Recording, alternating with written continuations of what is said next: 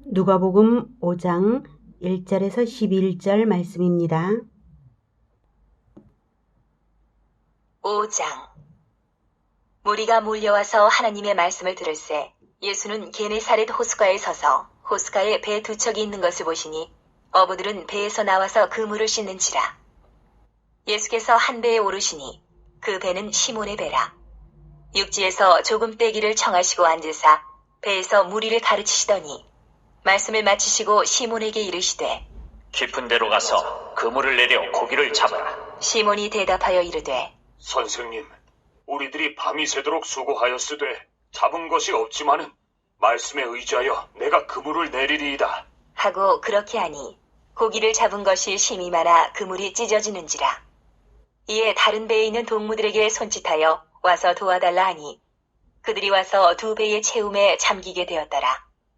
시몬 베드로가 이를 보고 예수의 무릎 아래에 엎드려 이르되 주여, 나를 떠나소서. 나는 죄인이로소이다 하니 이는 자기 및 자기와 함께 있는 모든 사람이 고기 잡힌 것으로 말미암아 놀라고 세베대의 아들로서 시몬의 동업자인 야고보와 요한도 놀랐습니다.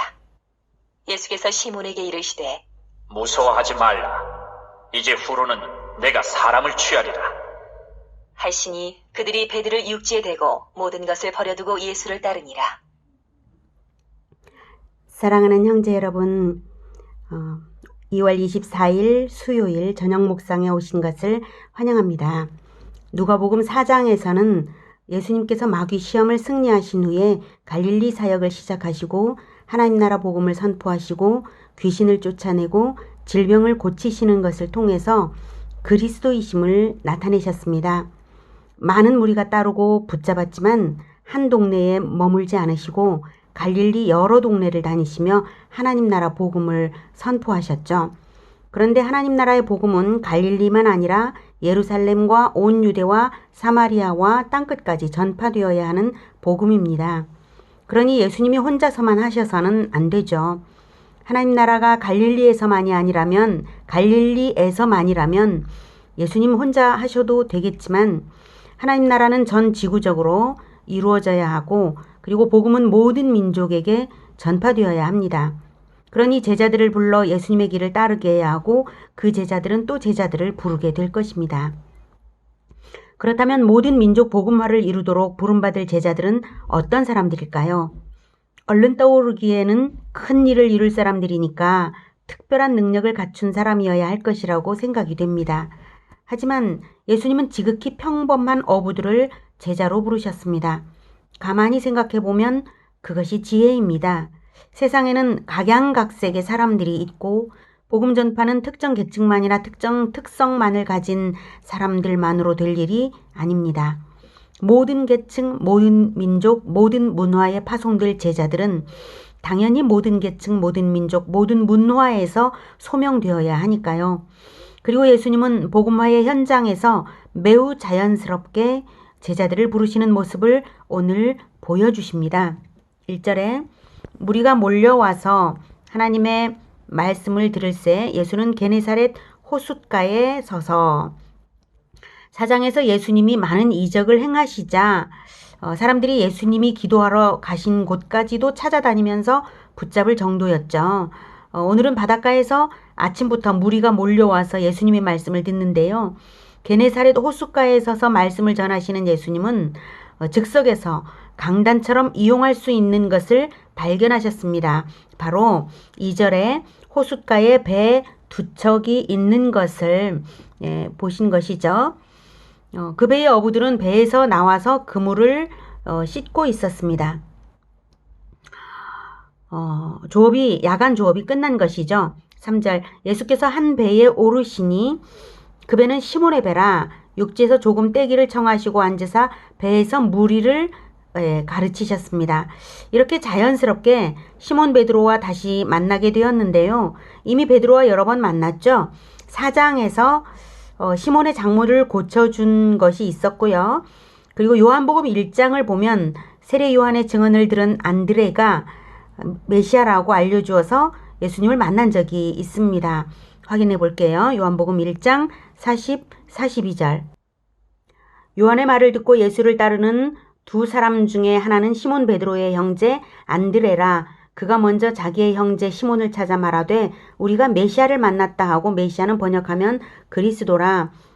데리고 예수께로 오니 예수께서 보시고 이르시되 네가 요한의 아들 시몬이니 장차 게바라 하리라 하시니라. 게바는 번역하면 베드로라. 이렇게 여러 차례 시몬 베드로는 예수님을 만나 말씀을 들으면서 점점 예수님을 알아가고 있었던 터입니다. 4절, 말씀을 마치시고 시몬에게 이르시되 깊은 데로 가서 그물을 내려 고기를 잡으라. 시몬 베드로에게 깊은 데로 가서 그물을 내려 고기를 잡으라고 말씀하시는 예수님이 참 특이하죠. 어부도 아니시면서 이미 조업을 마쳐서 그물까지 씻은 사람들에게 고기가 잡히는 밤 시간은 이미 한참 지났기에 허탕칠 것이 뻔한데 아무 이유 없이 뚱딴지 같은 말씀을 하십니다. 그러니 더욱 심상치가 않아요. 사실 예수님의 시험인 거예요. 지금 순종을 하는가 보시는 것입니다. 제자로 부르시기 위해서요.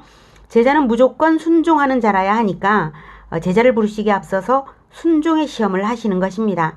제자의 제1덕목은 말씀 순종이어야 하니까요. 5절, 시몬이 대답하여 이르되 선생님, 우리들이 밤이 새도록 수고하였으되 잡은 것이 없지만은 말씀에 의지하여 내가 그물을 내리리이다 하고, 말씀하시는 분이 특별하신 분이잖아요. 그러니 믿져야 본전격으로 다시 나가 그물을 던져보았습니다. 그물을 던지면서도 베드로는 무슨 생각을 했을까요?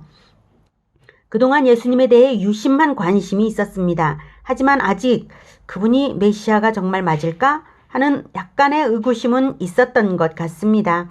메시아가 분명하다면야 내 모든 것을 버리고 따르리라마는 정말 저분이 메시아가 분명한가?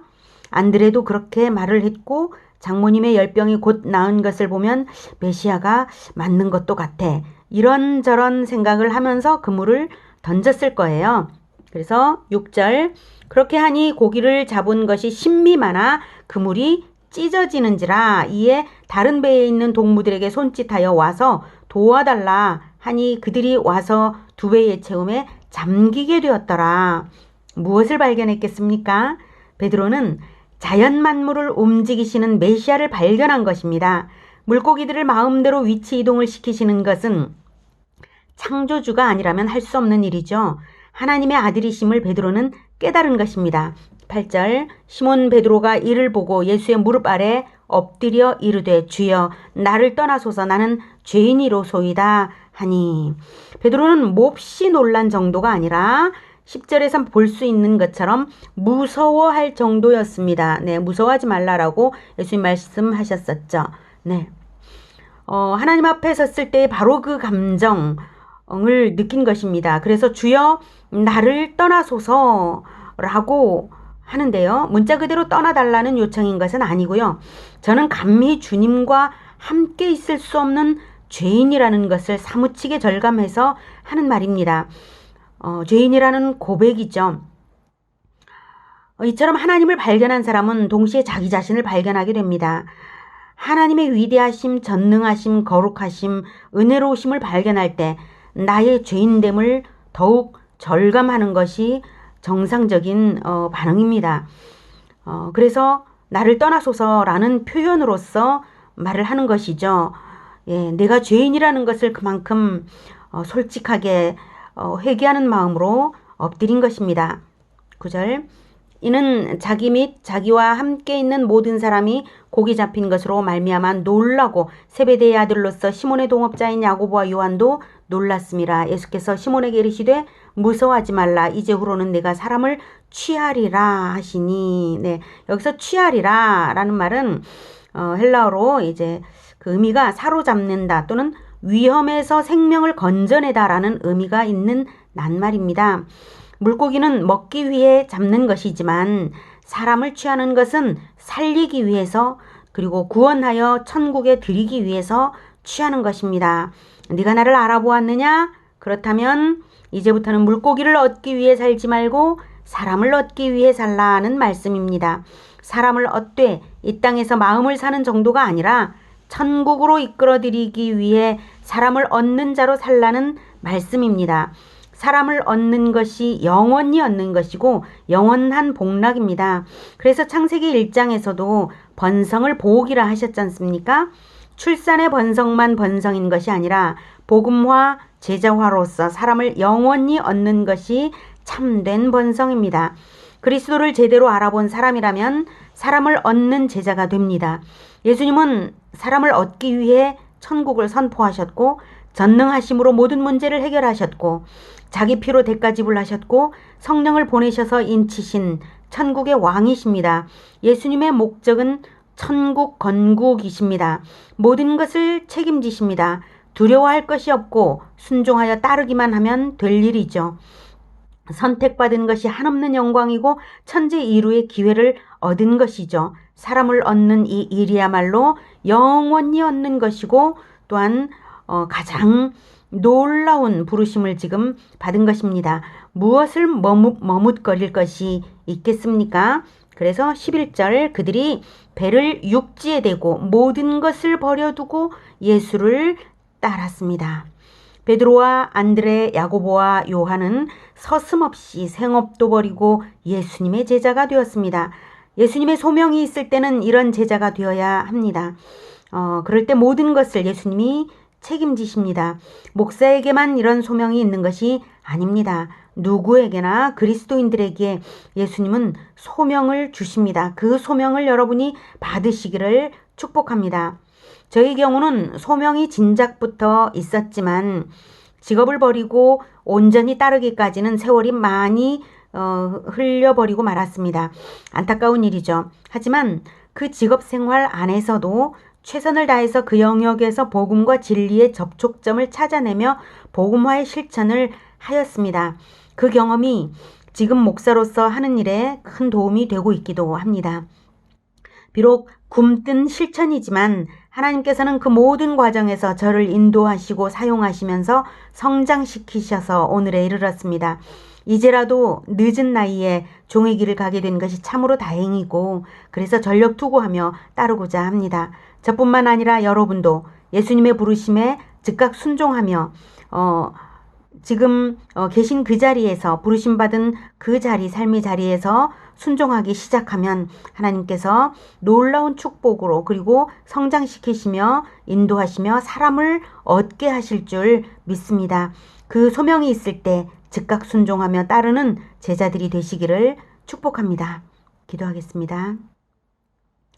하나님, 예수님을 하나님의 나라를 하나님 나라 복음을 전하도록 예수님을 보내주셔서 또한 제자화를 하게 하셔서 정말 감사합니다. 그 제자들을 부르신 이후 지금 우리에게 오기까지 제자의 제자화가 계속 이어지면서 우리에게까지 복음이 전해지고 제자가 되었습니다. 하나님, 우리도 베드로처럼 예수님께서 부르시는 그 부르심에 반응하며 즉각 순종될 수 있기를 원합니다. 그리하여서 하나님의 말씀에 주님의 말씀에 즉각 순종하면서 따르며 또 사람을 얻는 우리 모두가 되게 주님 도와주시옵소서. 이 세상에서 잠시 얻어서 끝나버리는 물고기 잡는 그런 어부와 같은 인생이 아니라 영원히 얻는 것은 오직 사람을 영원한 천국으로 드리는 그 일만이 영원히 얻는 것이오니 우리가 천국을 위하여 사람을 얻는 사람을 얻어서 하나님께 영광을 올려드리는 그러한 사람 낚는 어부가 되게 주님 붙들어 주시고 그 지혜를 우리에게 충만히 하여 주시옵소서. 성령께서 이 모든 길을 인도하시기를 간절히 원하며 예수님의 이름으로 기도드립니다. 아멘. 이어지는 시간은 개인 기도 시간입니다. 영상은 여기서 마치겠습니다.